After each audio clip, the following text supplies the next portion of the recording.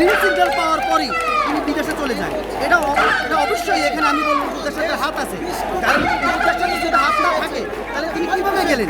এখানে আইন উপদেষ্টা এবং স্বরাষ্ট্র উপদেষ্টা, প্রধান উপদেষ্টা, এদের অবশ্যই হাত আছে। বিএনপির একজন নেতাকর্মী রুহুল কবির রিজভী সাহেব উনি বলেছেন গতকালকে একটা প্রেস ব্রিফিংয়ে যে হচ্ছে আওয়ামী লীগের যারা ক্লিন ইমেজের ব্যক্তি রয়েছে তারা চাইলে বিএনপিতে যোগ দিতে পারবেন। এই বিষয়টা বা আওয়ামী লীগের যারা ক্লিন ইমেজের ব্যক্তি রয়েছে বা আওয়ামী ক্লিন ইমেজের রয়েছে কিনা এটা নিয়ে আদৌ সন্দেহ রয়েছে, এই বিষয়টা আপনারা কিভাবে দেখছেন? ভাই, সত্যিকার অর্থে যদি আমরা আমাদের জায়গা থেকে স্পষ্ট করতে চাই, বাংলাদেশে এখন আর কোনো কৌশলের কোনো রাজনীতি চলবে না। কারণ আওয়ামী লীগের ব্যাপারে 5 আগস্টে ছাত্র জনতা এবং পুরো বাংলাদেশের 20 কোটি মানুষ তারা রায় দিয়ে দিয়েছে।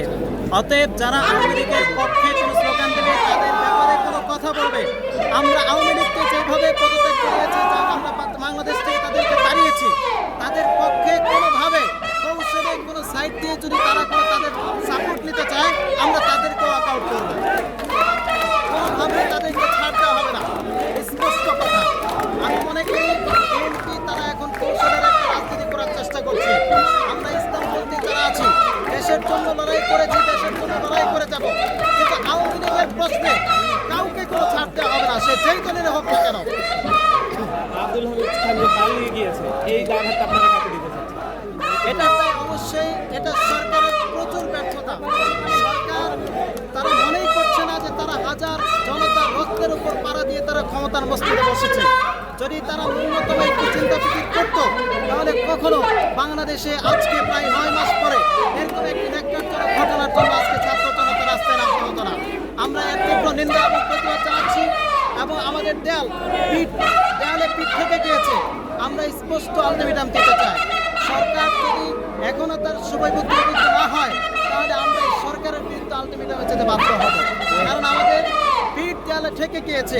আমরা তাদেরকে বারবার বোঝানোর চেষ্টা করছি, তারা যদি ছাত্র জনতার এই অবস্থান কর্মসূচি যদি না বুঝে, তাহলে আমাদের পদক্ষেপ যেইভাবে নেওয়া দরকার, আমরা সেই 5 আগস্টের মতো 5 তারিখের মতো আবারও ছাত্র জনতা এবং সারা বাংলাদেশের সকল আপামর জনতা রাস্তায় নেমে আসবে তাদেরকে আউট করার জন্য।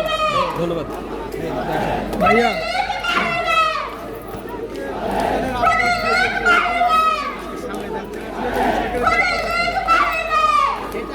প্রশ্ন কি করা লাগবে? প্রশ্ন করা লাগবে? হ্যাঁ, আপনি ওই রাষ্ট্রপতিকে বলতে পারেন, যেহেতু আমি আইনজীবী। আমরা আসুন। আব্দুল হামিদ খান যে গতকাল দেশ ছেড়ে চলে গিয়েছেন, এই বিষয়টা কারা সহায়তা করেছে বা কাদেরকে দায়ী বলে মনে করছেন?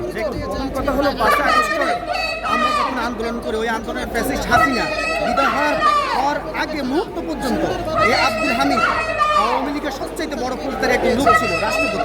তিনি 2 টার্ম তার অধিক সময় ধরে তিনি রাষ্ট্রপতি ছিল। তার আমলে শত শত আইন পাশ হয়েছে। তার আমলে জোসেফের মতো হত্যাকারীকে তিনি ক্ষমা প্রদর্শন করেছেন, এবং তার যে ক্ষমা প্রদর্শনের অধিকার বা তার যে ক্ষমা প্রার্থনার অধিকার তিনি তা অবৈধভাবে প্রয়োগ করেছেন। তো আব্দুল হামিদ তিনি হত্যা মামলা আসামি ছিলেন, অথচ তিনি গ্রিন সিগন্যাল পাওয়ার পরই তিনি বিদেশে চলে যায়। এটা অবশ্যই এখানে আমি বলবো উপদেষ্টাদের হাত আছে, কারণ উপদেষ্টাদের যদি হাত না থাকে তাহলে তিনি কীভাবে গেলেন? এখানে আইন উপদেষ্টা এবং স্বরাষ্ট্র উপদেষ্টা, প্রধান উপদেষ্টা, এদের অবশ্যই হাত আছে, এবং ওদের গ্রিন সিগন্যাল পাওয়ার পরে হত্যা মামলার আসামি বিদেশে চলে যায়। এটা বাংলাদেশের ইতিহাসের নজির। কীভাবে সে 10 মাস পরে হত্যা মামলার আসামি হয়ে সেই পুরো পরিবার সহকারে দেশের বাইরে চলে যায়, এবং আওয়ামী লীগের সবচাইতে ক্ষমতাধর ব্যক্তি হয়ে, সেটা আসলে আমাদের উদ্যম নয়। তবে এই যে গতকাল রাতে আপনার মেয়র আইবি তার বাসায় পুলিশ গিয়েছিল তাকে হত্যা মামলায় গ্রেফতার করার জন্য। আপনারা দেখেছেন তা পুলিশদেরকে সে অবরুদ্ধ করে ফেলেছে। আওয়ামী লীগ তাদেরকে কীভাবে চারিদিকে ঘিরে করে রেখেছে পুলিশ প্রশাসনকে। সকালবেলা যখন তারা আইবিকে বুঝিয়ে শুনিয়ে গ্রেফতার করে নিয়ে যাচ্ছিল, তখনও প্রতি মুহূর্তে তারা রাস্তার মধ্যে তাদেরকে আক্রমণ করেছে। আওয়ামী লীগ এখনো সংখ্যা, আওয়ামী লীগ এখনো আছে। আমরা আওয়ামী লীগ ব্র্যান্ডের জন্য, আওয়ামী লীগ নিষিদ্ধর জন্য রাস্তায় থাকবো যতক্ষণ না পর্যন্ত নিষিদ্ধ হয়।